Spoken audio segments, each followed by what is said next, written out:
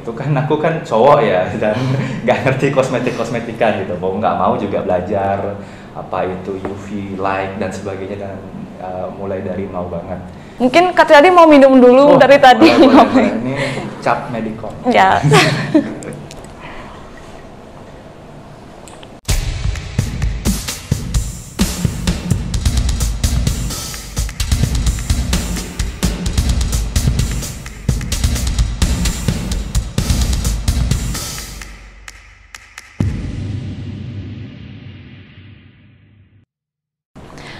Halo Somet, kembali lagi di Pomed Podcast Medicom. Kenalin, aku Diah Manika yang akan menemani kalian pada Pomed kali ini.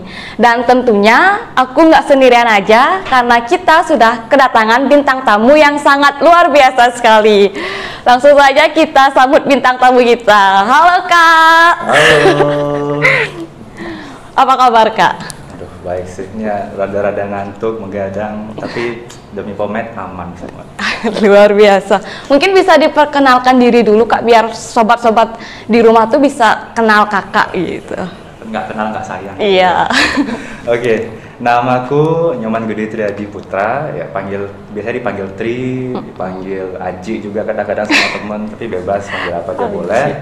Sekarang aku habis tamat aja baru di FEB Unut ini, jurusan manajemen. Ya nyambil juga, sekarang lagi juga ngerintis startup, terus juga sekarang masih mencoba juga hal-hal baru, nggak tahu mau kemana, ya masih lah sama kayak teman-teman semua gitu. Ya mungkin gitu aja sih. Gitu aja. Oh iya Somet, untuk kalian ya, ini Kak Triadi ini merupakan founder sekaligus CEO dari perusahaan Rentrips.id. Luar biasa sekali ya Kak ya. Baik, pada Pomed kali ini sudah tentunya ya yang akan kita bahas ini sesuai dengan yang kalian baca di judul, yaitu kita akan berbincang-bincang mengenai dunia bisnis. Nah sebelum ke bisnis nih Kak, aku sempat lihat-lihat jejak digital Kakak itu dulu tuh sempat menciptakan ide bisnis lengis melah hingga lolos pendanaan KBMI itu pada tahun 2019. Bisa diceritakan sedikit mungkin Kak, apa ya pengalaman Kakak waktu dulu tuh kayak gimana gitu? Oke. Jadi ini spesial sih. Lengis melah ini punya apa ya? Hati mulai dari aku dari awal banget, dia tuh kayak udah anak yang aku asuh dari kecil gitu. Jadi kayak punya bisnisnya kayak gitu kurang lebih, yang kita tahu progresnya kayak gimana, kita punya asa dan apa namanya dari kecil banget sampai gede. Dan inilah gak gede juga sih ya, sekarang mungkin masih kids, masih anak-anak, masih children dia. Dan ini mulainya dulu Lengis Melah waktu udah dari SMA sih, dan ini juga yang kenapa aku bisa jatuh cinta sama kewirausahaan, sama buat usaha gitu. Karena waktu itu sebenarnya Lengis Melah ini project kayak semacam riset gitu. Yes. Jadi waktu di SMA aku iseng, aku dulu organisasi jurnalistik, tapi juga di jurnalistik kan ada riset-riset gitu. Dan di di anak-anaknya yang ikut sana cobalah ikut riset gitu kan. Yeah. Dan akhirnya mulailah aku disaranin di Bali itu banyak punya sumber daya kok gitu, dan sumber daya apalagi yang bisa kita pakai gitu. Waktu dulu ada guru nyaranin kayak kelapa nih gitu, hampir kalau dipikir-pikir ya sarana upacara di Bali, hidangan-hidangan di Bali hampir semuanya pakai kelapa gitu. Dan mulai dari lawar ada yang pakai kelapa, kemudian lengis, semuanya itu pakai kelapa gitu, sarana upacara. Dan kita mikir nih sumber daya yang melimpah ini bisa dimanfaatin pakai apa aja lagi gitu. Akhirnya kita buat sama teman-teman waktu itu berlima, kita buat cari nih riset coba bisa jadi apa. Dan setelah kita pelajarin yang lagi ngetren waktu itu, dan udah lama sih ngetrennya, emang secara pasar juga ini udah lama banget, ada yang namanya VCO, virgin coconut oil gitu. Dia itu bukannya yang minyak biasa gitu, bukan minyak kelapa biasa gitu, tapi dia yang bener-bener disaring, bener-bener diproses fermentasinya lama banget, jadi dia benar-benar murni jernih gitu. Karena biasanya minyak kelapa biasa pasti warnanya agak kuning, agak kecoklatan gitu. Dan akhirnya oke, kita coba ambil ini, kita pelajarin gitu, kita riset gimana. Akhirnya itu benar-benar pertama kalinya kayak ngerasain jadi semua bisnis memang fundamentalnya itu harus riset gitu.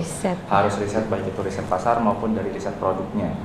Dan waktu itu riset produknya itu lama banget karena kita sama sekali nggak tahu caranya, dan di setiap daerah itu punya cara buat VCO-nya masing-masing gitu. Kalau di Bali bilangnya itu lengis tanusan. Nah, lengisnya ini, minyaknya ini waktu itu kita buat, dan karena itu udah beredar banyak, kita cari value. Nah, nanti kita ngomongin lagi soal value, tapi harus ada nilai tambah nih gitu biar bisa bersaing gitu istilahnya. Jadinya minyaknya itu aku kombinasiin sesuatu biar ada nilai tambahnya.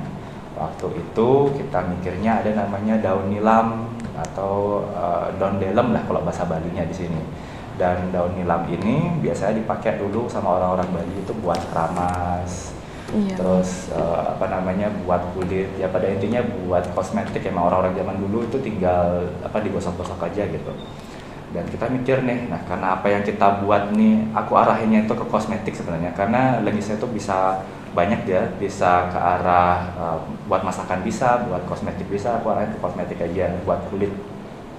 Kita kombinasiin ternyata cocok gitu, ini bisa buat ningkatin antioksidan gitu.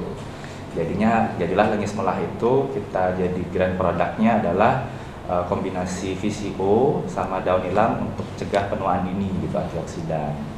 Nah itu kan aku kan cowok ya dan nggak ngerti kosmetikan gitu, nggak mau juga belajar apa itu UV light dan sebagainya, dan mulai dari nol banget. Dan dari sanalah mulailah kita punya ini. Waktu itu masih kayak kecil-kecilan lah, di sekolah itu ada ngadain expo kewirausahaan, itu dicari siapa yang mau didanain buat yang punya ide, ya kita daftarin. Nah di sana lolos, dapat pendanaan dari sekolah gitu buat lanjutin, dan akhirnya expo juga di sana. Nah dari sana juga mulailah itu, kayaknya asik nih. Dari sana lah mulai jatuh cintaku. Dulu aku juga karena anak IPS kan, karena ya anak IPS juga limited, bisa ngapain aja. Aku rasa nih daripada belajar yang hukum nih, kayaknya kewirausahaan asik nih, karena aku juga tipe yang seneng sama inovasi gitu, demen sama inovasi, kayak nyoba sesuatu tuh kayak udah seneng aja gitu. Kalau gagal tuh ya udah gitu, kalau sukses bonus gitulah, pokoknya hal-hal kayak gitu. Akhirnya aku buatlah lengis melah itu masuk ke ada namanya festival kewirausahaan di Indonesia gitu, fiksi singkatannya itu. Waktu itu di Kemendikbud. Sebenarnya aku dua kirim, satu buat penelitian, satu buat kewirausahaan. Nah malah sebenarnya aku tujuannya tuh buat riset buat produk baru gitu, tapi iseng-iseng aja buat kewirausahaan ini gitu, karena ekspor dan sebagainya itu. Malah yang penelitian atau riset ini yang nggak lolos gitu, malahnya aku ngejarnya di riset ini gitu. Terus malah yang lolos yang di kewirausahaan. Nah itulah, emang nggak ada yang tahu sih, emang jadi ada yang bisa nebak sih gimana masa depan itu gitu. Dan akhirnya lolos fiksi itu dari Kemendikbud, itulah mulai benar-benar belajar kewirausahaan yang benar. Kalau dulu cuman kayak buat produk jual, pada dasarnya cuman gitu. Tapi mulai dimasuk fiksi ini, aku mulai belajar apa itu pasar, apa itu targeting, segmenting, positioning dan sebagainya, itu diajarin di sana gitu. Dan dari sanalah meskipun akhirnya nggak menang gitu, tapi pengalaman yang aku dapat tuh cukup banyak gitu di sana, di fiksi itu. Akhirnya dari dulu dan sampai sekarang aku hampir nggak pernah ngeluarin uang untuk buat usaha itu. Itu udah gara-gara ikutan gitu-gituan, pendanaan, terus festival-festival kayak gituan. Akhirnya singkat cerita tak bawalah itu ke mahasiswa gitu kan, karena konteksnya udah beda nih. Waktu itu masih lengis melah, masih versi yang kayak kalau kita bilang beta ya gitu, masih cupu banget. Nah di mahasiswa ini aku udah tahu fundamentalnya, aku juga lebih ngerti lah dan belajar. Aku perbarui lagi nih lengis melah, packagingnya aku bagusin. Terus juga produknya aku juga udah tahu lebih fasih gimana cara buatnya.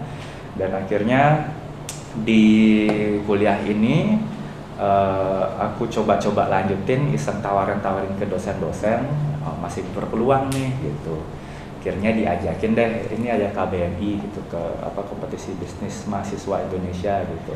Lumayan gitu, dapat pendanaan, nanti bisa buat melanjutin. Akhirnya oke deh, coba gitu kan. Waktu itu timku adalah tim-tim yang aku ajak di SMA, jadi kita ada ekonomi, hukum, sama sosiologi gitu. Jadi aku nggak peduli sih mau dari fakultas mana aja, menurutku karena siapa aja bisa berwirausaha gitu kan.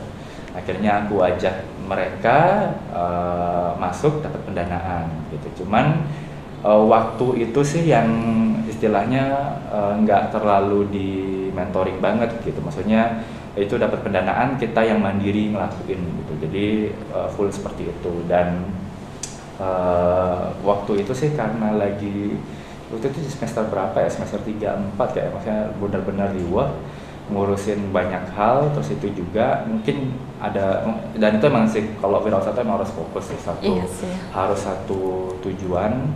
Dan waktu itu cuman lolos sampai pendanaan aja. Jadi kalau nggak salah tahap selanjutnya setelah monitoring evaluasi atau monef itu bakal diadu lagi, diexpoin gitu ke, kalau nggak salah kemana gitu, Kalimantan atau kemana gitu, nggak lupa, bakal diadu lagi di sana gitu. Nah, cuman waktu itu nggak lolos, dan ya nggak apa-apa sih, aku sudah dapat pengalaman dipakai apa aja. Dan itu di masa-masa itu juga aku bener-bener, biasanya kan kalau produk-produk ini awal-awal kita buat bisnis itu kan yang nawarin sama keluarga gitu kan produknya, sama teman buat beli dong gitu kan.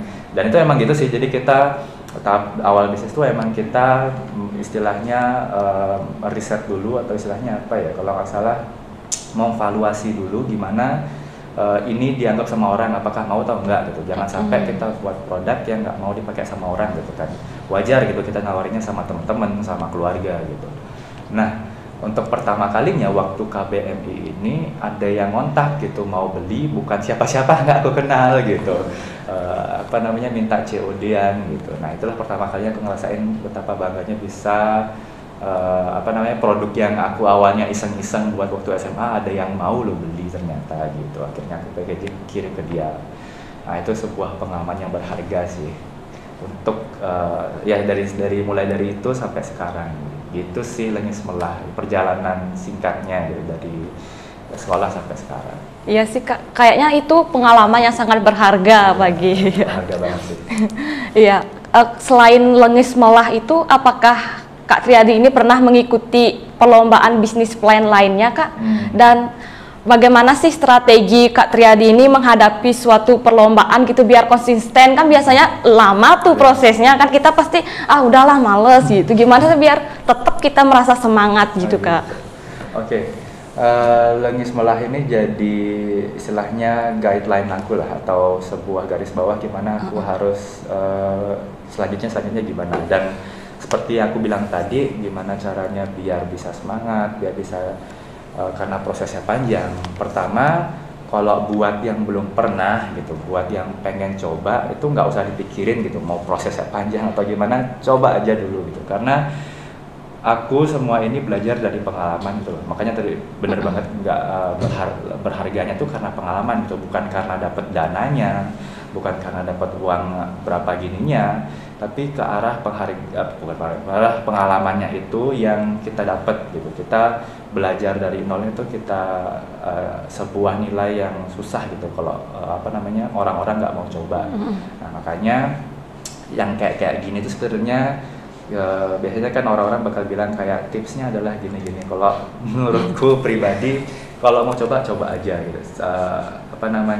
Punya ide apa, langsung aja, jangan cuma di kepala aja, obrolin gitu. Kalau aku gitu, punya ide apa menarik, aku cari orang-orang yang istilahnya berpotensi, aku coba ngobrol sama mereka gitu. Jangan sampai kesimpan akhirnya lupa. Dan selain Lengis Melah, beberapa ada, aku punya nggak banyak sih ya. Maksudnya ini juga problem aku sih, ini bukan kelebihan tapi juga jadi kekurangan karena aku nggak fokus sama satu hal gitu. Itu hal yang aku sering dikomentarin di walet lah sama guruku, sama orang-orang terdekatku gitu. Banyak kali punya ide, yang mana yang mau difokusin, selalu dibilang kayak gitu.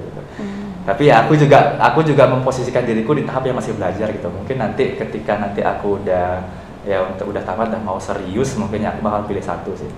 Dan selain Langis Melah ini aku sempat buat beberapa hal. Pertama, kalau nggak salah dulu pernah diajakin buat kopi gitu ya, lagi ngetren kopi kan, kopi di mana-mana di setiap sudut kota di Bali gitu, kayak ada kafe gitu kan. Iya, benar sekali itu kan. Cuman waktu itu kita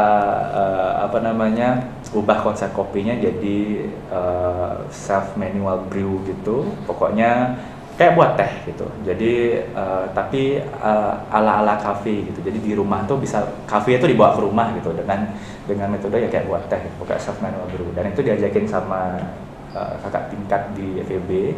Dan menurutku itu adalah emang konsep yang menarik gitu. Karena waktu itu kita melawan tren gitu, bukan melawan tren sih.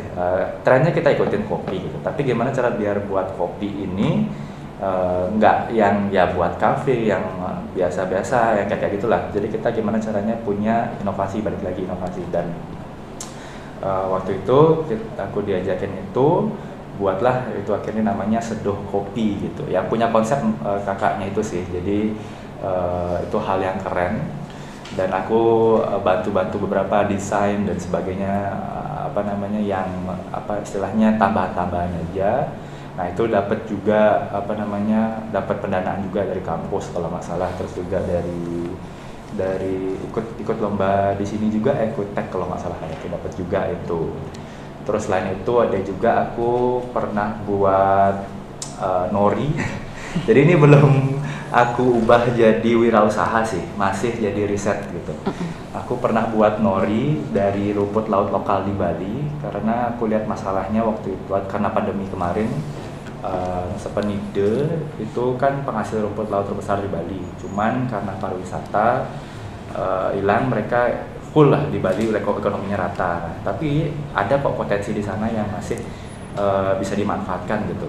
Petani-petani rumput laut ini dulunya tuh emang mengeluh gitu kalau harganya terlalu murah gitu, terus akhirnya nggak laku. Nah gimana cara manfaat ini jadi jadi produk yang lebih bernilai jual gitu kan.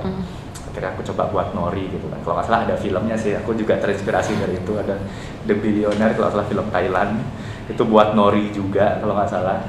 Dan alhasil itu juga dapat pendanaan gitu dari Kota Denpasar. Nah cuman aku belum jadiin riset, nah cuman itu aku tertarik sih buat jadiin project. Ini masalahnya ribet banget karena produk makanan itu kan harus diuji. Iya benar. Karena keracunan orang kan harus itu bahaya gitu. Iya, selain harus diuji, aku harus tahu tekstur yang tepat biar bisa bersaing dan sebagainya gitu. Itu problem gede banget, jadi harus serius nih juga. Selain nori, aku juga pernah buat desinfektan. Ini ala-ala sih ya, ini cuman sekedar buat lomba sih. Cuman mungkin kalau aku tertarik, mungkin ada kalau teman yang bergerak di biomedis, mungkin aku mau lanjutin ini. Cuman pribadi sih masih agak susah karena banyak pelajarannya. Karena waktu itu karena pandemi balik lagi, dan masalahnya itu adalah di sekitar aku banget. Aku lagi makan, tiba-tiba bukan lagi makan, datang ke sebuah kafe, duduk gitu kan, ada makanan meja-mejanya kan kotor, terus dibersihin mejanya itu, disemprotin desinfektan kan. Terus pas makananku datang, bau desinfektannya masih ada kan, jadi kayak makan di rumah sakit ya. Nah gimana caranya biar desinfektannya ini nggak sebegitunya lah buat rumah sakit. Jadi aku buat desinfektan aromaterapi waktu itu gitu. Aku kombinasiin sama kayak lemon dan sebagainya gitu. Dan itu dapat lolos di lomba di fakultas di prodi, kalau ada ngadain lomba di Bali di ekonomi pembangunan UNED kalau nggak salah, itu dapat juga stukar. Dan terakhir ini sih ada 2 lagi sih, tapi yang terakhir ini masih bingung kelanjutan gimana, tapi yang paling baru itu adalah Rentrips gitu. Jadi ini yang benar-benar startup yang aku serius ngejalinnya. Kalau sebelumnya kan aku serius, cuman lomba, terus nantinya aku stagnan gitu lah. Kalau Rentrips ini yang aku jalanin lomba dan akhirnya setahun udah berjalan gitu. Rentrips ini spesial sih, ini kayak bener-bener ya, nanti kalau mau tahu lebih lanjut soal Rentrips ini boleh ditanya. Cuman Rentrips ini bener-bener yang sesuai dengan apa yang aku demenin sekarang. Aku suka hal-hal teknologi, suka hal-hal yang berhubungan dengan inovasi. Di satu sisi juga hal yang baru gitu, karena sekarang mulai beredar di mana-mana konsep startup gitu. Kalau dulu kan buat bisnis UMKM gitu-gitu bahasanya kan, tapi kalau sekarang generasi-generasi kita yuk buat startup, udah enggak yuk buat bisnis lagi gitu. Itu sih Rentrips yang terakhir. Nanti kalau mau tanya udah boleh. Ya sih Kak, yang aku tangkap itu setiap ide bisnis atau ide yang untuk bisnis plan itu Kakak itu selalu melakukan riset ya, apa sih yang dibutuhkan oleh masyarakat, terus melakukan evaluasi apakah produk kita ini bakalan diterima nggak sih di pasaran nanti, biar nggak sia-sia gitu ya Kak ya. Nah, kita berbicara tentang bisnis Kak. Menurut Kak Triadi secara pribadi nih, bisnis itu apa sih? Bisnis itu apa ya? Luas banget. Kalau aku dilihat sama dosen-dosen ekonomi bahaya. Salah gitu. Iya. Kalau pribadi itu bisnis ya. Bisnis itu adalah gimana kita simpelnya gitu ya. Ini pendapat pribadi. Lalu bagaimana kita mengubah sesuatu menjadi sebuah hal yang dapat dipakai sama orang sehingga menghasilkan ya simpelnya uang gitu. Intinya itu, nggak ada kok, menurutku bullshit yang bisnis sebenarnya buat buat belajar gitu. Sebenarnya mostly kayak gitu. Cuman pada intinya bisnis harus bisa menghasilkan gitu. Dan itulah bagaimana kita memanfaatkan resource yang ada, baik itu sumber daya manusia maupun sumber daya alam, kita proses akhirnya menghasilkan sebuah outcome yang bakal nantinya diputar lagi, ada profitnya, nanti ada disisihkan, akhirnya balik lagi. Jadi sebuah proses yang keberlanjutan gitu. Secara umum bisnis seperti itu sih. Dan karena kan banyak sebenarnya banyak definisi-definisi lain mungkin ya. Cuman kalau aku menginterpretasikan seperti itu sih. Ya sih, tujuan utama dari bisnis itu kan kita untuk mendapatkan sebuah profit ya Kak. Cuan gitu. Iya, benar sekali. Bagaimana sih awal mula Kakak itu tertarik ke bisnis gitu? Apa sih yang memotivasi Kak Triadi ini untuk mau mulai berbisnis gitu Kak? Yang memotivasi aku itu tadi. Jadi yang dahulu kala itu yang awalnya lebih melah itu, itulah jatuh cintaanku bisnis dimulai gitu. Yang pada dasarnya ya iseng-iseng aja gitu. Aku ini beda-beda ya. Ada orang yang keluarganya itu udah punya bisnis gitu kan, jadi anaknya udah pasti melanjutin itu. Ada kok seperti itu dan itu nggak salah kan.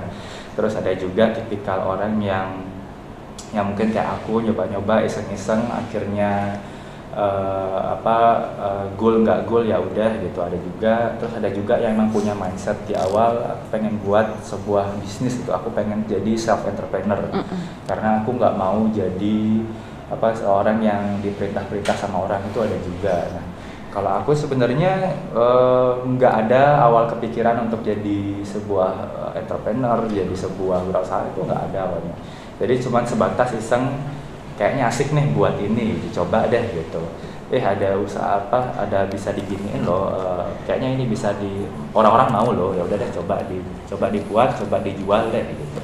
Mulai dari gitu-gitu aja dan akhirnya ya prosesnya itu sih yang buat aku kayak jatuh cinta gitu, karena bukannya yang kayak yang aku bayangin di masa depan kayak kerja kantoran, jam 10 malam pulang, terus besoknya bangun lagi, terus kerja lagi, itu kayak hal proses yang boring gitu.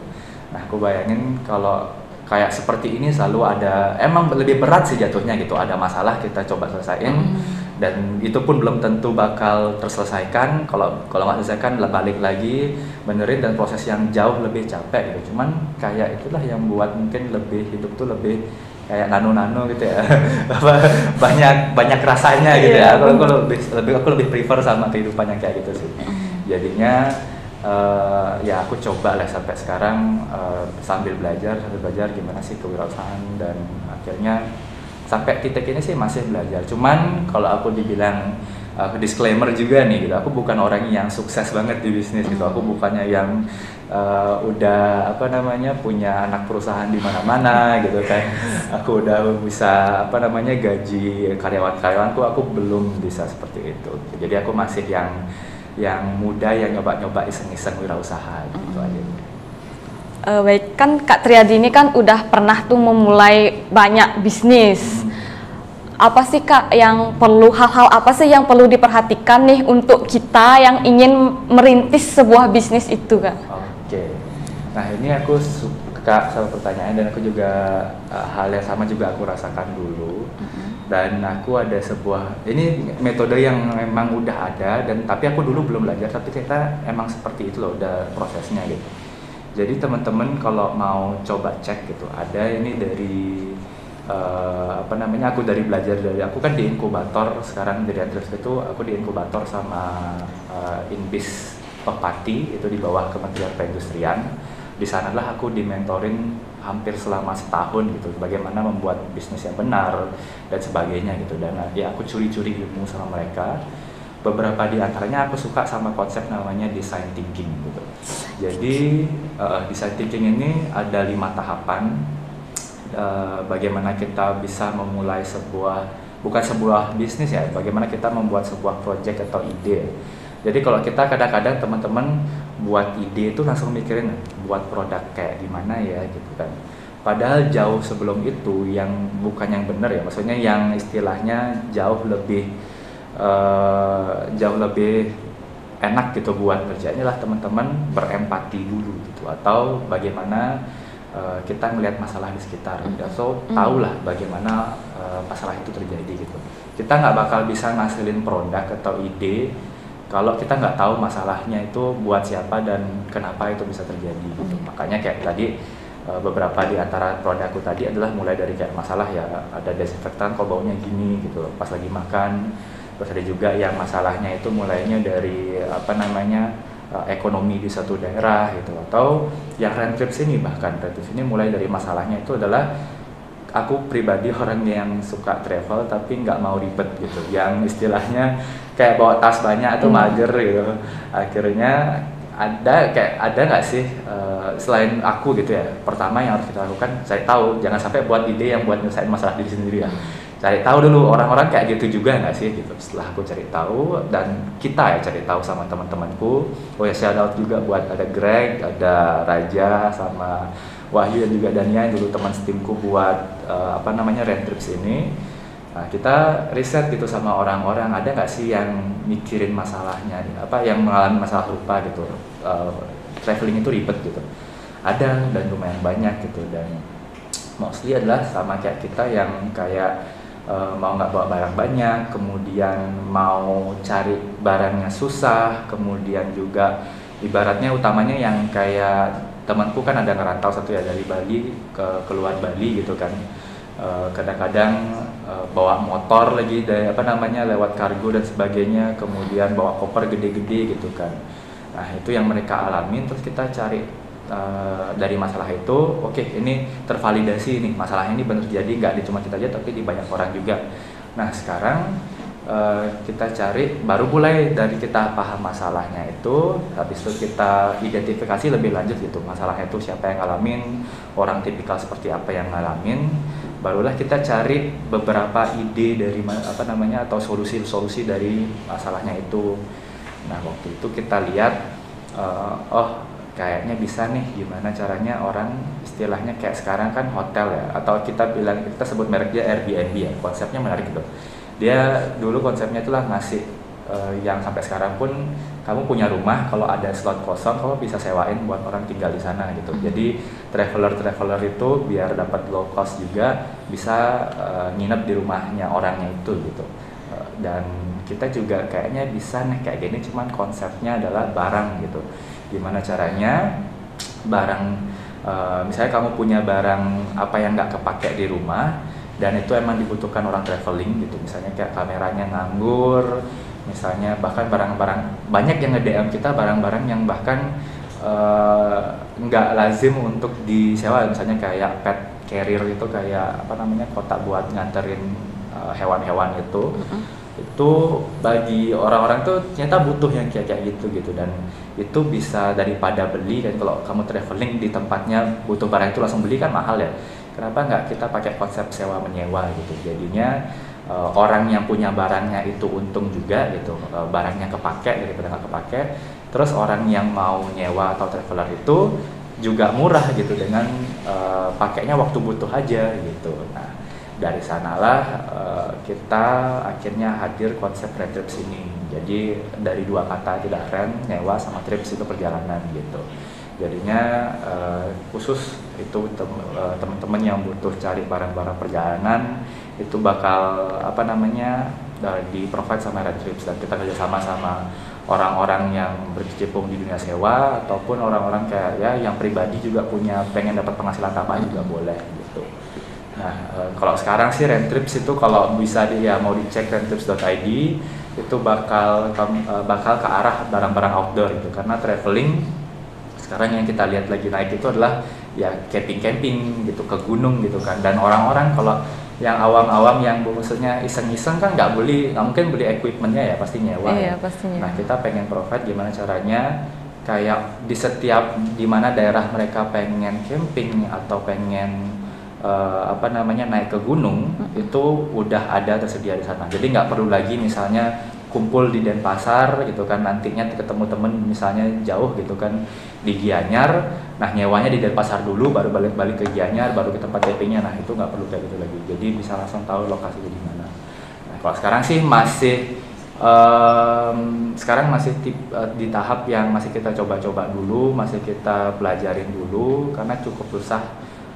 Kayak sewa menyewa ini adalah hal yang baru gitu. Biasanya kan orang lebih paham sama kalau online, terutama sama beli membeli ya, kayak Tokopedia dan sebagainya. Nah, kalau sewa menyewa ini agak tricky dia, karena takut barangnya hilang lah, takut barangnya nggak sesuai lah.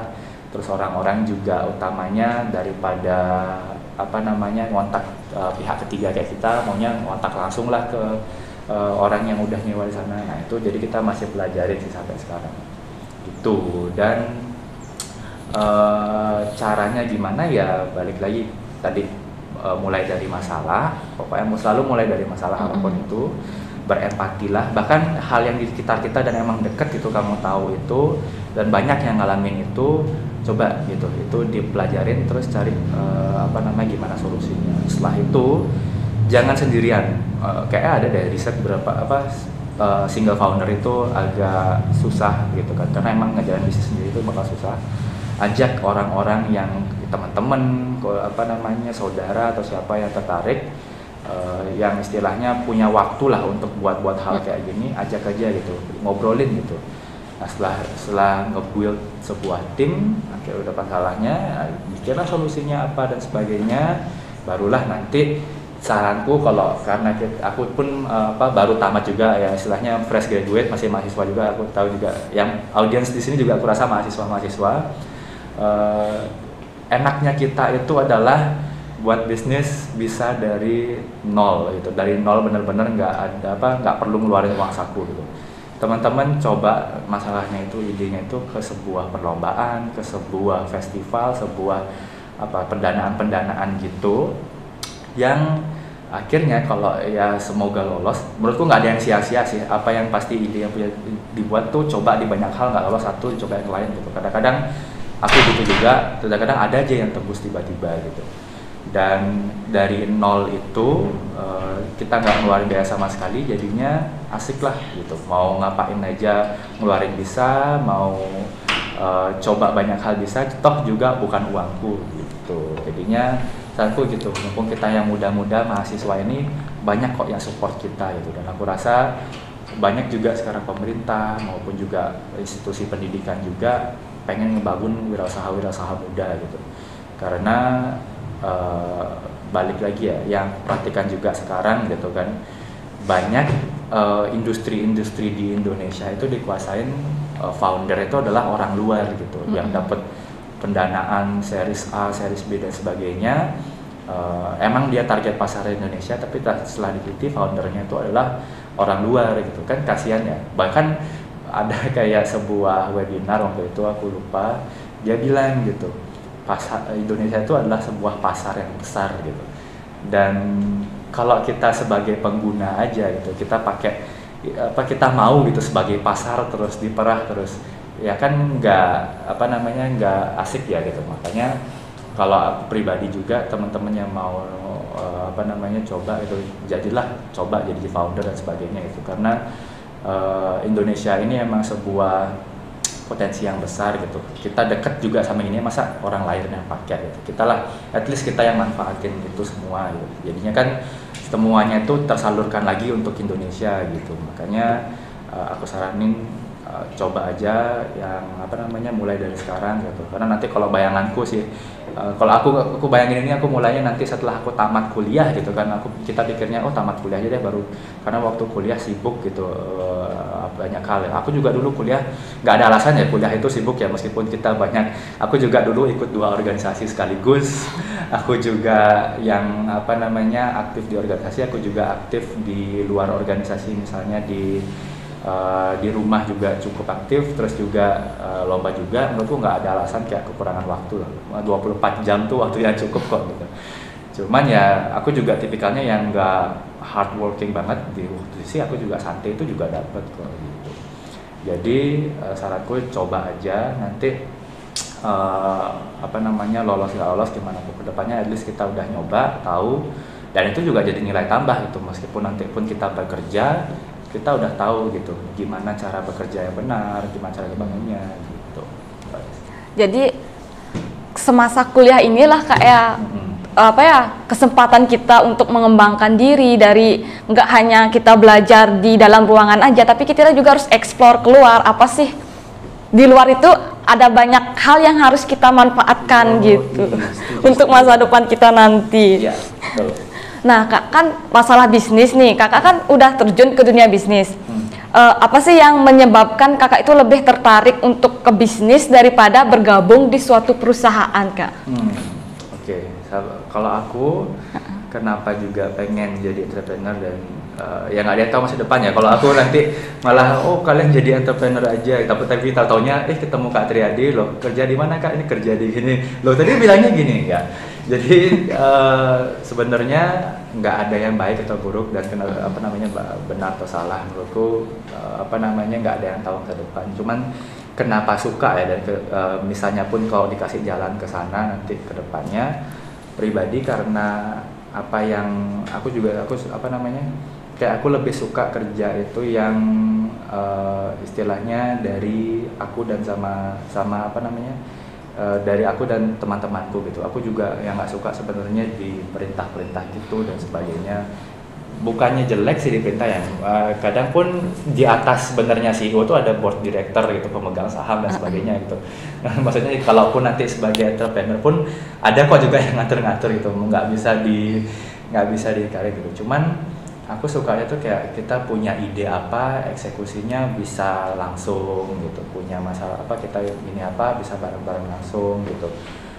Aku bayangin kan nanti kalau misalnya aku kerja, aku ditempatkan di sebuah divisi yang spesifik gitu ya. Nah, jadi kayak mungkin aku jadi lebih terbatas untuk explore lagi di luar hal divisi itu mungkin jadinya. Kecuali jadi manajer lain lagi mungkin manajer lebih luas, tapi mungkin kalau di awal-awal pastilah jadi employee, misalnya dia sebuah pegawai dulu, pasti ya ditempatkan divisi khusus, dan aku rasa kayak bakal kayak boring aja gitu. Dan akhirnya yang challenging tapi juga asik gitu, aku rasa entrepreneur gitu, bisa sebagai berusaha ini. Dan kedepannya sih mungkin ini juga sebuah riset sih, beberapa startup itu waktu di mahasiswa memang sedikit yang sampai udah gede banget gitu IPO gitu, karena emang struggle-nya itu adalah di ngelanjutinnya atau keberlanjutannya biar sustain atau balance sampai jalan gitu. Biasanya beberapa kalau dia punya privilege ya, misalnya orang tuanya mau support dana, itu biasanya lanjut. Tapi kalau yang enggak kan, mau nggak mau usaha tuh butuh modal ya. Kalau aku sekarang bilang bisa sih lewat pendanaan, gampang kan. Nanti kalau kita udah tamat tapi pengen lanjutin usahanya dan modalnya udah habis kan bingung. Makanya beberapa juga ada yang founder itu yang ngevakumin startupnya, dia kerja dulu di startup lain, apa namanya kerja di sana gitu. Akhirnya setelah beberapa tahun modalnya itu modal ilmu dan apa namanya finansialnya cukup. Akhirnya mereka out dan akhirnya mereka ngebangun startupnya lagi gitu. Banyak yang seperti itu dan rata-rata juga kayak kemarin aku lihat kayak anak-anak buahnya Gojek tuh ada yang resign buat startup baru. Banyak yang kayak gitu kasusnya gitu. Jadi dia nyari ilmu sama nyari modal dan akhirnya bisa ngejalanin. Nah, mungkin nanti untuk yang bayang ke depannya nggak salah kok buat kita bekerja dulu, nggak apa-apa, kita cari ilmu, gali-gali ilmu, kita sambil ngumpulin modal, terus kita ngomong startup tuh nggak masalah. Cuma itu dah yang aku suka itu sih, semisalnya pun nanti kedepannya tuh yang paling ideal tuh menurutku kita punya source income yang tetap. Nanti kita misalnya jadi apa dulu, nanti kita ada nih usaha ini kita tetap lanjutin jalan. Jadi kayak seimbang aja antara kedua, finansial dan keinginanku untuk melakukan hal yang nggak boring itu terwujud juga gitu sih aku bilang. Ya sih Kak, benar sekali. Dari kalau bisnis itu kan luas banget nih Kak. Terus apa sih yang terbesit gitu di pikiran Kak Triadi sehingga memutuskan untuk memilih bisnis startup? Oke. Startup ya. Startup. Kalau startup ini sebenarnya konsep yang bukannya baru sih. Ini bahasanya anak Silicon Valley gitu kan di sana. Yang pada dasarnya sama kok, bisnis kewirausahaan gitu. Cuman bedanya startup sama yang bisnis biasa adalah tadi itu kita fokusnya itu adalah ke pengguna atau user gitu, bukannya sebuah profit dulu. Karena ya kalau kamu misalnya mau buat ayam geprek gitu kan, lagi ngetrend sekarang gitu, atau es kepal lah kemarin ya lagi viral-viralnya, semua buat es kepal. Apakah es kepal bisa dikategorikan startup? Enggak gitu, karena dia orientasinya itu adalah profit. Nah, cuman kalau startup itu sebagian besar orientasinya adalah user, pengguna, dan dia mencoba untuk menyelesaikan masalah dari orang-orang sekitar itu, atau kalau nggak orang-orang adalah sebuah masalah lingkungan, itu juga bisa. Nah, itu ciri khasnya startup, dan hal yang paling membedakan startup dari lainnya itu adalah seberapa besar growth-nya itu, atau pertumbuhannya itu dengan skala yang sangat cepat, dan juga dalam jangka waktu yang nggak panjang juga gitu. Setahun udah 600.000 pengguna gitu. Kalau nggak salah Ruang Guru tuh cuma 6 bulan 7 bulan udah mitranya udah sekian banyak gitu. Dia tuh rapid growth itu tinggi banget gitu ketimbang dari bisnis biasa gitu. Kalau bisnis biasa, kalau kita buat istilahnya kafe di Bali, yang nikmatin ya orang-orang di sekitar orang Bali gitu dan sebagainya gitu kan. Tapi kalau startup ini benar-benar pertumbuhan cepat, dan biasanya mengutamakan solusi dari masalah-masalah pengguna itu gitu. Janji jiwa itu tadi aku bilang kopi ya, tapi jangan salah, janji jiwa itu adalah startup loh. Dia itu berhasil dengan beberapa tahun bisa buka outlet di mana-mana dengan konsep kopinya dia. Aku juga bukan peminum, aku juga kurang tahu konsepnya gimana, tapi dia berhasil pertumbuhan itu cepat, makanya dia dapat pendanaan investor tuh dari mana cepat banget. Terus juga yang buat startup ngetrend di Indonesia itu kan kita udah tahu Gojek, Tokopedia, itulah pionir yang buat startup di Indonesia. Di Indonesia itu nggak asing dengan kata startup gitu. Karena kalau emang pikir-pikir waktu zamannya itu emang secara nggak sadar gitu, kita semua udah pada pakai Gojek aja sekarang gitu, karena mereka tuh benar-benar masif gitu pertumbuhannya. Dan kenapa aku lebih memilih startup daripada yang lain? Karena itu tadi aku mulainya tuh dari inovasi soalnya waktu SMA. Jadi aku rasa startup ini adalah hal yang sangat berdekatan dengan aku. Dulu aku nggak mikirin mungkin bagaimana ngasihin uangnya, tapi sekarang dengan inovasi aku tahu cara ngasihin uangnya, dan aku rasa aku masih masuk kategori startup. Dan jangan salah kaprah sih, startup itu adalah yang berhubungan dengan teknologi, buat website dan sebagainya. Enggak, startup itu kalau ditranslate di bahasa Indonesia itu usaha rintisan gitu. Jadi kita semua yang merintis sebuah usaha yang akhirnya ingin menyelesaikan sebuah masalah, dan akhirnya kita target dalam jangka waktu beberapa tahun kita bisa pertumbuhan sekian, kita tuh masuk kategori startup kok gitu. Dan nggak ada sih sebagai kategori startup. Startup itu sebuah istilah aja kalau buat orang-orang yang baru merintis usaha atau usaha yang baru fresh, itu startup gitu. Iya nih kan, untuk para pemula nih yang baru merintis bisnis itu kan pasti kayak sempet bosen gitu kan, soalnya aku udah berusaha nih memasarkan produkku tapi belum terkenal gitu. Pasaran tuh masih menolak produk yang kita tawarkan. Kecuali misalkan kita ini udah terkenal, terus kita mengeluarkan suatu produk, pasti kan dengan cepat lah kayak terkenal gitu produk kita.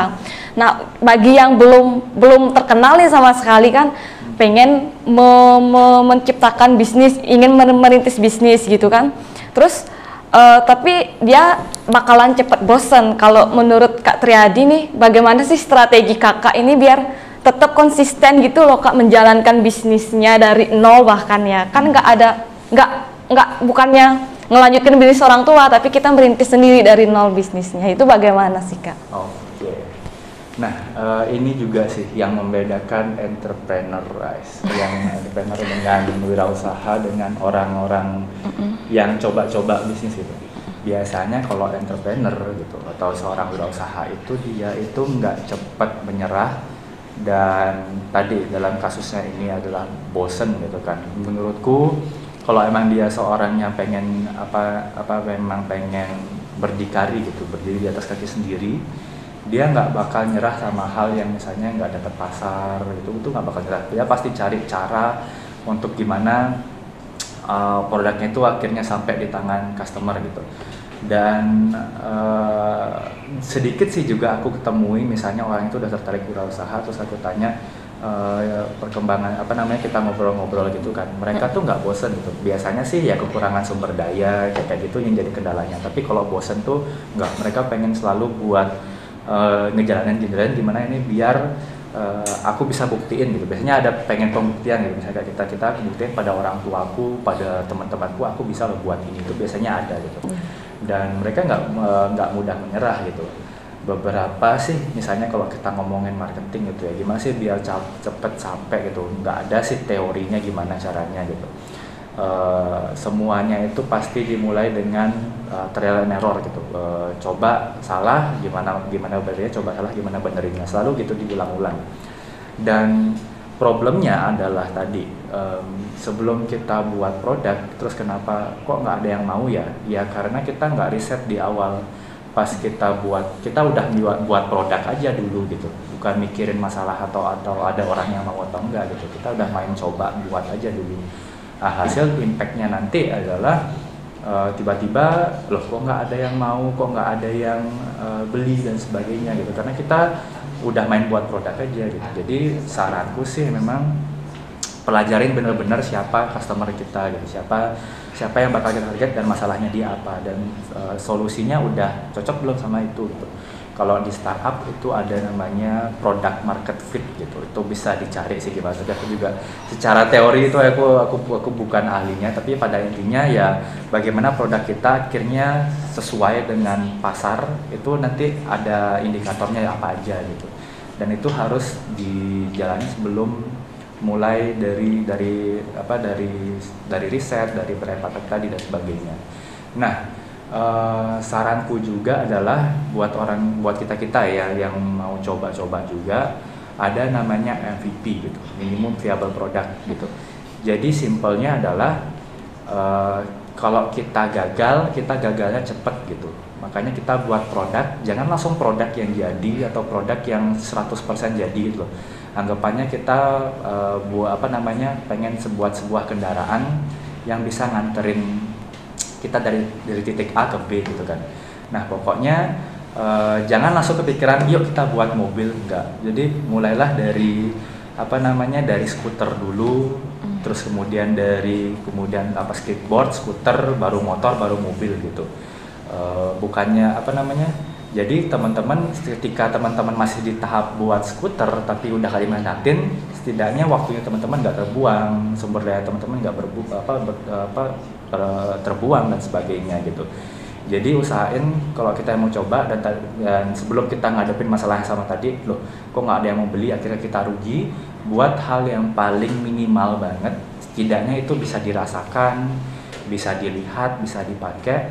Jadinya ketika kita coba, kayaknya asik nih, meskipun dapat hujatan gitu ya, apa nih kok produknya kayak gini gitu, tapi setidaknya kita tahu apa masalahnya, apa yang kita bisa selesaikan, jadi kita bisa sempurnakan itu. Makanya banyak banget istilah-istilah gitu kayak produk beta, produk alpha, itu kayak gitu dari nol, dari yang benar-benar minimal banget terus kita jadiin produk jadi yang benar-benar akhirnya ketemu. Dan ketika udah ketemu pasar sama produknya, baru kita buat produk yang ya istilahnya lebih berbaru lagi dan sebagainya.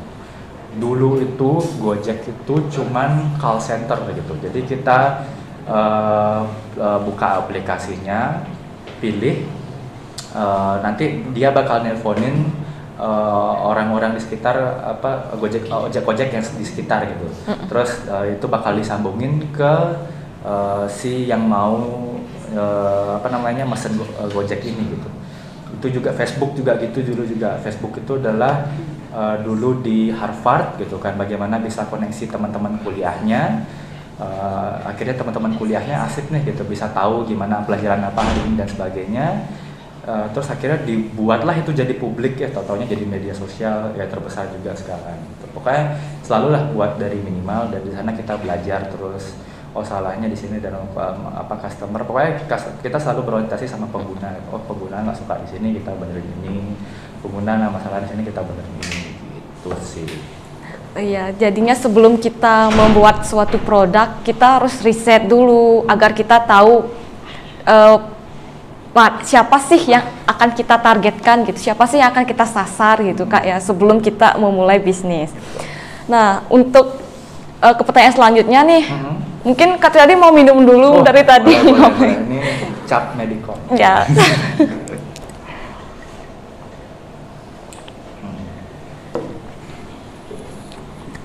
Gimana Kak? Udah lebih gini, mengalir sekarang gitu. Iya.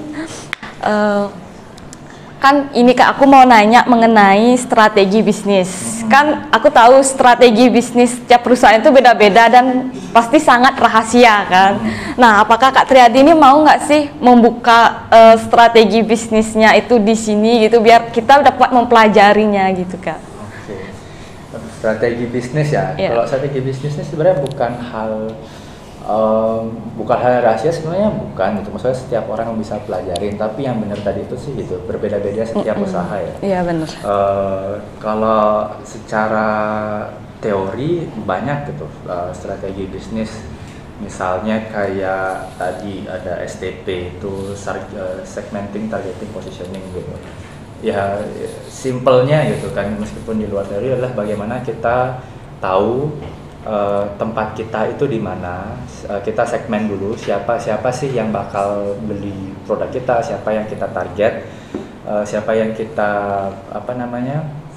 kita bakal tawarkan ini, kita segmentasi. Ini bisa dari umur dan sebagainya, itu bisa bisa di Google aja sebenarnya yang kayak gini, strategi bisnis, nanti banyak dah bakal muncul gitu. Ya, pasti kita udah yang penting mulai dari tadi, kita udah sejak dari awal pun kita udah tahu masalahnya siapa, ini bakal siapa ngalamin. Nanti baru kita, setelah kita segmenting, kita target, kita kerucutkan lagi, kita bakal target orang-orang seperti apa, dan baru kita positioning gitu, kita tempatnya tuh di mana sih, kita sebagai sebuah usaha itu adalah berada di mana sih gitu.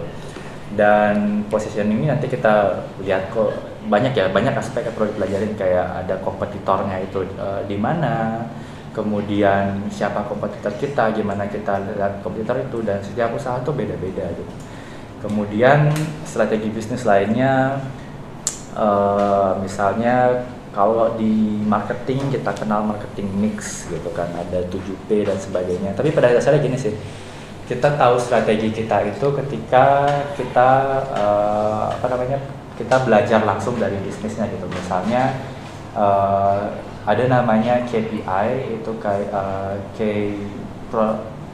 pokoknya panjang padatnya kamu punya target lah selama dalam jangka waktu kamu sebulan itu mau ngapain. Nah, kamu mulainya itu dari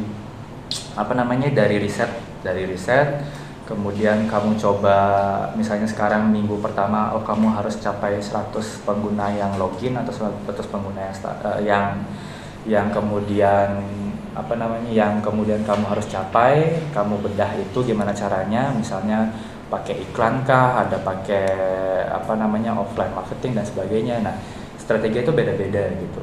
Dan kalau di bisnis gitu kan, kalau saranku di startup itu adalah kita itu ada 4 kuadran kalau nggak salah itu. Ada yang istilahnya penetrasi, aku lupa kayak gimana sih ya. Tapi kalau nggak salah aku suka itu udah sama penetrasi itu. Jadi kita membuat sebuah usaha baru atau kita buat produk baru untuk akhirnya di pasar yang belum dikenal atau blue ocean orang bilangnya. Kalau blue ocean itu adalah yang masih bergerak di sana masih sedikit lah gitu. Jadi kita masuk di sana, kita penetrasi di sana sebagai usaha yang baru gitu. Itu bisa jadi strategi buat kita yang mau coba buat usaha gitu. Kemudian di penetrasi ini juga kita umumnya adalah ngurangin biaya atau kita harganya tuh kita turunin biar dipakai sama orang-orang gitu. Kan banyak sekarang kan kayak buat usaha-usaha tuh kita orang-orang bilang bakar uang sebagainya. Itu kan jadi emang strateginya mereka gitu, bakar uang gitu. Jadi biar dirasain dulu sama orangnya tuh kecantol sama produk kita. Oke, aku suka ini, aku bakal pakai ini. Tapi bahayanya adalah kalau kita ngurangin harga kayak gitu dan sebagainya adalah ketika nanti misalnya ya diskonnya hilang, harganya kembali seperti biasa, itu pada cabut semua, pada pergi semua. Nah, itu harus dipelajarin juga gimana strateginya biar pelan-pelan tapi mereka tetap pengen pakai. Dan itu biasanya ketika mereka udah merasakan betul sih manfaat dari usahanya atau nilai dari usahanya itu, value-nya gitu. Ada juga strategi ada strategi yang kayak memang buat produk itulah memang mahal banget, premium banget, tapi memang targetnya itu nggak banyak gitu orang-orangnya tuh. Jadi emang beberapa orang aja yang ditarget. Misalnya kayak ini kayak fashion itu banyak sih, Louis Vuitton, Supreme dan sebagainya itu banyak banget. Kemudian istilahnya kategori premium, aku lupa namanya apa gitu. Terus banyak banget pokoknya strategi bisnis ini di Google aja banyak. Dan sekarang itu udah enak juga, semuanya tuh open source gitu. Siapa aja bisa nikmatin siapa aja bisa cari ilmu seperti itu, nggak harus kuliah, bahkan semua orang bisa. Itu enaknya dunia digital zaman sekarang gitu. Dan kalau pribadi sih di Rentrips kemarin strateginya itu kita masih penetrasi dulu. Kita coba cari user dulu, kemudian kalau usernya itu udah merasakan manfaatnya, baru kita coba ambil profit dari sana, pelan-pelan dari sana gitu. Kalau sekarang masih itu udah di tahap kita mempelajari, kemudian kita baru nanti coba ngambil profit dari sana. Nah, banyak sih lagi aku bisa contohin beberapa hal yang menarik tuh. Aku juga suka contohnya ada namanya razor blade. Istilahnya kayak cukur cowok itu kan, blade-nya itu atau pisaunya itu dijual terpisah itu kan. Dan kadang di luar di Indonesia aku nggak tahu harga pisaunya itu lebih mahal daripada alatnya gitu. Nah, ini juga strategi juga nih bagi biasanya kayak satu contoh yang lainnya itu adalah printer gitu juga. Printer itu tinta itu lebih mahal gitu kadang-kadang daripada printer sendiri, nanti setelah dihitung-hitung berkali-kali gitu dijual terpisah. Strategi juga ada juga yang strateginya kayak misalnya zaman-zaman sekarang kayak Netflix, Spotify, mereka berlangganan itu juga bisa. Nah, benar-benar tergantung lagi apa usahanya dan mana yang cocok buat kamu. Itu kamu harus coba dan kamu harus tanya langsung ke konsumennya. Kamu misalnya kalau langganan per bulan segini mau nggak, sebagainya sekian, itu harus dicoba gitu. Dan nggak ada teori yang tepat, strategi bisnis itu harus kayak gini, itu nggak ada teori yang tepat sebenarnya gitu. Ya sih Kak, ada juga yang strateginya tuh memainkan harga barang, misalkan kayak harga bajunya 49.999 kayak gitu. Terus ada lagi yang 50, misalkan harga bajunya 50.000, tapi mereka pasti tergiur yang ke 49 itu ya Kak ya. Padahal cuma beda lagi 100% aja. Iya, itu kayak itu ke arah psikologi sih itu, ke arah 100 apa namanya, ke arah psikologi kita bagaimana melihat suatu harga, dan itu ada teorinya juga itu apa, psikologi bisnis gitu, psikologi harga, psikologi marketing kalau nggak salah itu ada. Tuh. Lagi 100 peraknya itu aja padahal bedanya, tapi mereka lebih tergiur ke sana. Itu merupakan salah satu strategi yang pernah aku dapatkan juga dulu waktu di kuliah.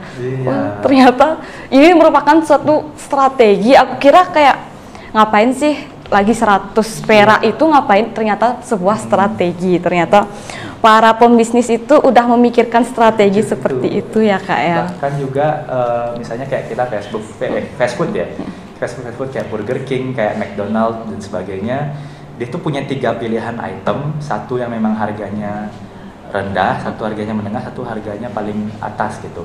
Nah harga paling tinggi ini cuman sebagai decoy aja gitu, atau sebagai pengalihan aja biar orang-orang pada intinya adalah beli yang menengah atau kecil ini gitu. Jadi dia emang nggak expect bakal yang produk paling mahal ini bakal dibeli sama orang-orang gitu. Tapi memang strateginya dia buat lihat itu harganya itu lebih mahal deh. Jadi kita pilih yang lebih murah di bawahnya deh. Jadi yang laku itu yang keduanya, dan itu yang produk kedua atau pertamanya ini emang udah profitnya udah lebih gede gitu.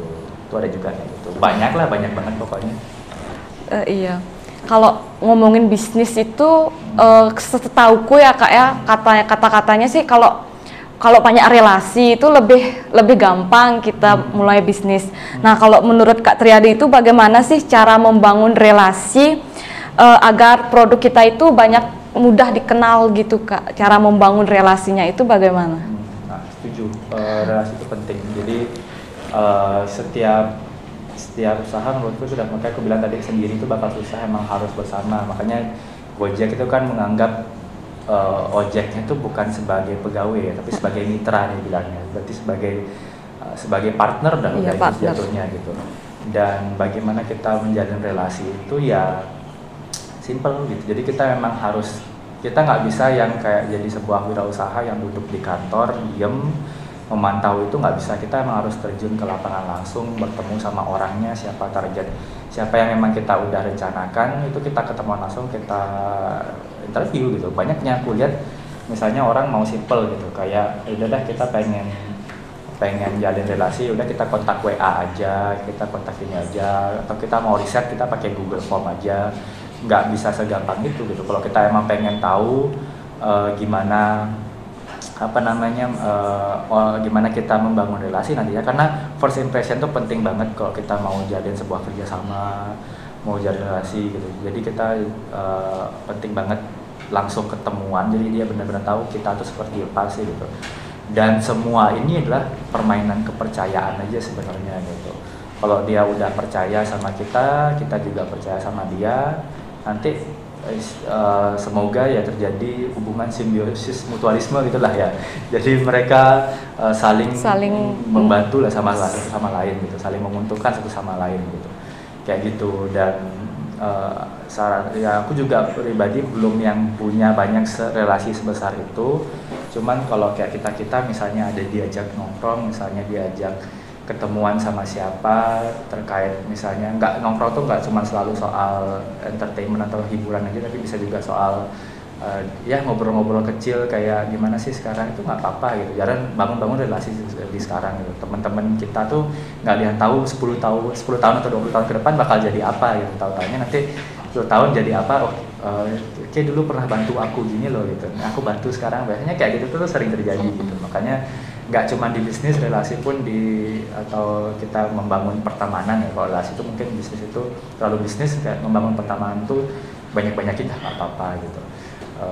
Nggak usah takut juga, karena kita adalah sama-sama manusia, kita sama-sama makhluk yang bisa bernafas, punya pikiran. Jadi coba bangun relasi sama-sama gitu. Dan nggak ada strateginya, pada intinya tetap cuman perlu ketemuan aja, ngobrol santai, nanti apa namanya, maupun dia nolak kita maupun itu nggak masalah, yang penting kita udah membangun relasi sama dia. Relasi itu kan belum tentu harus deal di waktu itu juga gitu, bisa jangka panjang. Itu aja sih. Baik, dalam bisnis ini nggak berjalan mulus dong Kak, pasti ada kendala-kendala, ada masalah-masalah. Sejauh Kak Triadi memulai bisnis, ada nggak sih sesuatu yang sulit gitu, kayak ada masalah? Dan bagaimana cara Kak Triadi menghadapi masalah itu Kak, biar nggak gulung tikar lah istilahnya seperti itu? Oke, masalah banyak sih. Kalau aku sih pribadi, diriku selama ini masalah utamanya tentu di time ya. Itu tadi kelebihannya mungkin di kita di wirausaha di mahasiswa itu adalah, atau siswa itu adalah kita dapat bisa ngeluarin biaya nol. Cuman kadang terkendala di waktu gitu. Kadang kita harus membagi waktu dengan banyak hal. Tapi kalau orang punya time management yang baik, masalah-masalah ini nggak ada sih. Dan kalau pribadi aku masih mencoba untuk membangun time management yang baik gitu. Jadi kemarin masalahnya waktu, dan dari segi bisnisnya kemarin sih, ini balik lagi setiap bisnis bakal ngalamin masalah yang beda-beda. Cuman kalau pribadi kemarin di Retrips sama teman-teman ngerasain masalahnya itu adalah gimana caranya biar ini menghasilkan profit yang bisa mencukupi untuk kebutuhan usaha gitu. Karena kita mencoba untuk membangun user, Retrips itu gratis digunakan sebagai orang. Jadi ketika mau nyoba profit itu agak susah gitu. Kemudian buat orang-orang percaya pakai Retrips itu juga jadi masalah gitu. Ketika orang-orang lebih milih gitu, bypass kita, mereka langsung aja kontak tuh orang yang punya barangnya itu gitu, daripada lewatin kita gitu. Karena kan kita marketplace pada intinya ya. Itu juga kita jadi masalah. Kemudian juga beberapa dari kita juga ada, kan target kita dua, ada vendor sama customer. Nah kalau dari sisi vendor banyak juga yang nggak percaya sama Retrips gitu. Nanti bahkan kayak pernah kalau saya gabung di Retrips nanti malah nama saya jatuh dong gitu, karena di sini banyak juga usaha-usaha saingan saya di sini yang istilahnya beda lah kualitasnya sama saya gitu kan. Ya maklum aja sih orang-orang nggak boleh juga sepercaya itu ketika diajak kerjasama, diajak bergabung gitu. Terus masalahnya lagi, riset itu juga jadi masalah. Kadang-kadang kita harus berulang-ulang waktu riset, tapi kita nggak konsistensi itu masalahnya gitu. Kita nggak konsistensi melakukan itu berulang-ulang, dan aku nyadari juga ya itu permasalahan yang bisa diselesaikan langsung sih. Cuman beberapa kali ada miss dan sebagainya gitu. Kalau sebagian besar sih masalahnya gitu di internal, kemudian waktu, kemudian ada di aspek-aspek bisnisnya itu juga ada. Nah caranya, solusinya gimana sih biasanya ya, sebisa mungkin kita rembuk, kita rapat, ada masalah apa kita coba selesaikan. Terus beberapa kali ada miss, kita kabarin satu sama lain. Pokoknya step kalau yang masih kecil-kecil gini, perusahaannya masih bisa lah ngubungin temen, telepon itu masih bisa lah. Cuman kalau gede kan agak susah. Nah makanya kayak gini lah, masalah-masalah ini dah yang menurutku jadi pengalaman, jadi nilai berharga banget buat aku. Jadi nanti kedepannya kalau aku mau fokus atau konsisten atau mau buat startup yang nanti serius, aku tahu gimana cara ngatasin masalahnya. Nah kalau sekarang sih ngasih saran untuk masalahnya itu gimana ya belum terlalu bisa sih, karena harus kita belajar sendiri, nanti juga ngerasain sih gimana. Dan tipsnya pokoknya jangan nyerah aja sih, jangan nyerah.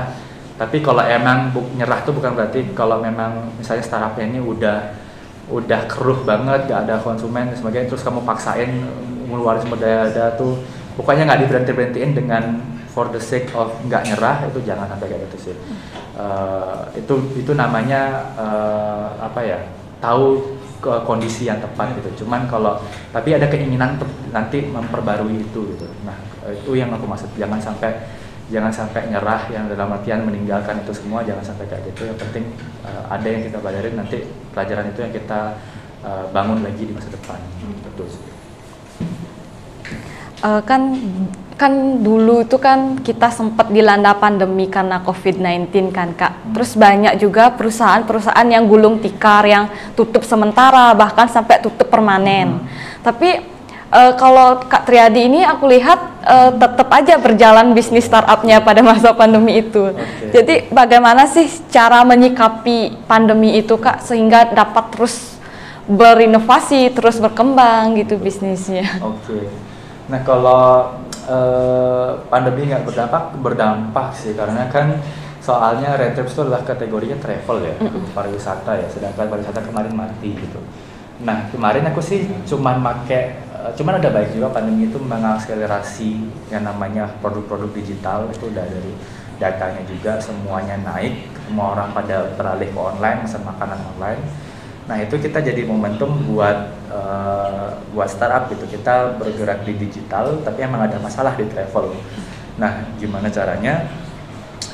Ya kita harus cari tahu, lihat-lihat lah misalnya kalau ada masalah, peluangnya apa, ada sebuah problem gitu, ada peluang nggak di sana gitu sih. Itu kadang-kadang juga yang membedakan entrepreneur gitu, mereka cerdik sekali melihat peluang gitu, apa yang lagi orang alami masalah dia tahu peluangnya atau apa bisa diambil dari sana gitu. Dan kemarin sih selama pandemi istilahnya nggak banyak terlalu perkembangan ada gitu, cuman emang struggle-nya itu ada, struggle-nya juga ada, masalahnya juga karena ini berhubungan dengan travel gitu.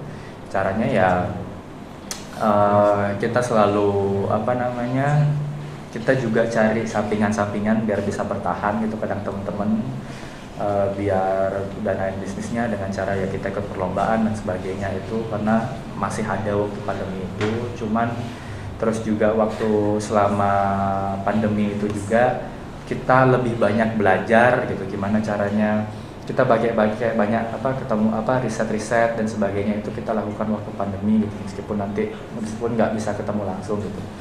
Dan momen-momen kayak pandemi itulah yang paling tepat gitu, gimana kita punya banyak waktu luang kan, semua pada online, kita pakai waktu luang kita sebagai hal yang bagus gitu, hal yang berguna, bermanfaat gitu. Dan itulah aku juga Rentrips ini kemarin buatnya pas pandemi kan, pada tahun 2021, 1 tahun setelah pandemi, disitulah kita kita buat berinovasi karena itu aku lupa cerita, karena waktu itu ya pandemi, gabut nggak ngapa-ngapain, kuliahnya online, ya udah deh kita buat startup aja gitu. Dari sana mulainya gitu. Akhirnya kita ngobrol online, kita ikutin, lolos gitu. Akhirnya kita jalanin lah setahun sampai sekarang gitu aja. Jadi lihat cerdik-cerdik lihat peluang sama ya pakai misalnya ada waktu luang ke apa yang gini, coba diobrol sama teman barang sejam 2 jam, nggak ada yang tahu gitu. Artinya itu pada pandemi itu bukan berarti kita itu berhenti untuk berinovasi ya Kak. Iya, ya. Gitu. Itu juga itu PR bagi Bali juga sih. Misalnya Bali kan selalu kemarin pariwisata mati, ayo pemerintah kasih kasih kita bantuan dan sebagainya. Pokoknya selalu kayak udah nggak ada harapan lagi gitu selain pariwisata gitu. Makanya yang orang-orang di luar sana yang udah cepat gitu kan, mereka lihat ada masalah di sini, peluangnya di sini gitu. Makanya Bali ini nanti aku harapin ya, aku bayangin juga, aku pengen juga sih gimana caranya biar istilahnya kalau sekarang kan pariwisata tuh sekitar 65% gitu kan, kayak pandemi kemarin, bencana kemarin masuk mati gitu kan ekonominya. Nah kedepannya itu industri kreatif, pertanian itu bakal bisa nyaingin lah dari pariwisata ini. Jadi masyarakatnya pun punya jadi peluang gitu juga, yang ya semoga kedepannya seperti itu gitu. Kayak aku juga tertarik sama hal-hal berhubungan industri kreatif kayak ini sih. Kalau menurut Kak Triadi ini seberapa besar sih Kak lingkungan di sekitar kita itu mempengaruhi motivasi kita dalam memulai bisnis itu? Oh besar banget sih. Yang bertahan, yang sampai aku bertahan sampai sekarang itu masih kayak gini lah karena lingkungan gitu, karena teman-teman gitu. Karena teman-teman yang support, ini bisa kok Tri, ini menarik kok Tri, kata-kata yang seperti itu yang buat kita pengen lanjut terus dan itu berdampak banget gitu. Tapi di satu sisi ya ada kadang-kadang juga yang apain buat itu, mending langsung aja kerja lebih gampang cari uang, itu banyak yang kayak gitu, yang kadang-kadang buat desperate juga, buat pesimis juga gitu. Jadinya ya sekarang balik lagi gitu, pilih-pilih lingkungannya yang mana, Terus kalau ada yang kayak gitu apa pesimis yang ngasih dampak pesimis seperti itu, ya coba overcome, coba apa namanya tanggulangi. Maksudnya nggak usah lah dipikirin sama hal seperti itu, dan pasti bakal ada kendala-kendala seperti itu. Tapi ya support juga banyak kok gitu. Jadi ya kalau ada temen-temennya yang lagi buat bisnis, ada temen-temennya gini, jangan dijadikan dia sebagai pesaing gitu. Support dia gitu. Nanti mereka bakal support kalian juga kok gitu. Aku percaya sama hal kayak gitu. Baiklah, terima kasih Kak Triadi atas informasinya seputar dunia bisnis, dan terima kasih juga karena sudah mau membagikan strategi-strategi bisnisnya. Sebelum kita mengakhiri Pomed kali ini, mungkin dari Kak Triadi ada sepatah dua patah kata nih untuk somet-somet di rumah yang ingin memulai sebuah bisnis. Kak, silahkan Kak. Oke. Aku suka salah satu slogan pemerintah kemarin soal, karena juga kemarin aku lihat temanya itu adalah Wirausaha Muda ya. Aku suka sama kata-kata yang muda yang berkarya gitu. Nah, makanya kata-kataku dari teman-teman untuk semua, jangan takut buat coba. Kitalah nanti 20 tahun lagi, 30 tahun lagi itu kita bakal yang megang kendali sama negaranya ini, sama bangsa ini. Teman-teman lah yang bakal ngelanjutin lah apa yang ada, dan saranku dari sekarang gitu, daripada teman-teman banyak nongkrong di tongkrongan kopi sering-sering gitu, coba iseng-iseng ya main-main di Instagram, tanya-tanya sama temennya buat gitu, aku mau buat gini bisa nggak, itu coba aja tanya-tanya gitu. Jadi dari sekarang kita coba, dan pokoknya apapun yang terjadi, mau struggle-nya di luar bisnis atau enggak, pokoknya juga sama jangan nyerah juga, itu aja. Baik Kak, artinya untuk kita semua jangan takut untuk memulai, karena kalau kita nggak mulai, kita nggak bakalan tahu apa yang akan terjadi. Betul. Gitu Kak ya, karena di dunia ini tuh ada dua kemungkinan, keberhasilan dan kegagalan. Betul. Kalau kita memulai, kita bukan otomatis sih, kita kemungkinan akan berhasil dan kemungkinan juga akan gagal. Tapi kalau kita tidak memulai, otomatis kita sudah mengalami kegagalan. Iya. Kita kalau nggak coba nggak tahu juga. Iya, kan? Itu dah Kak, kan otomatis gagal juga udah mimpi kita itu. Baik, sekian Pomed hari ini, sampai ketemu di Pomed selanjutnya. Dadah.